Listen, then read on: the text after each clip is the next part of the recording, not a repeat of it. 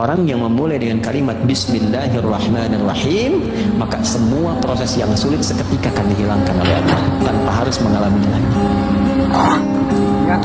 Paham? Tapi dengan cara baca yang benar. Ya, makanya orang dulu tuh Bismillahirrahmanirrahim.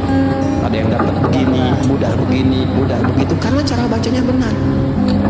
Orang sekarang baca Bismillah niatnya pengen terbang, pengen jalan di sungai, kan sudah nggak betul kan? Sudah pengen baca pikiran orang, gitu. Atau dipakai untuk hal-hal yang tidak sesuai dengan syariat, ya tidak akan nyambung.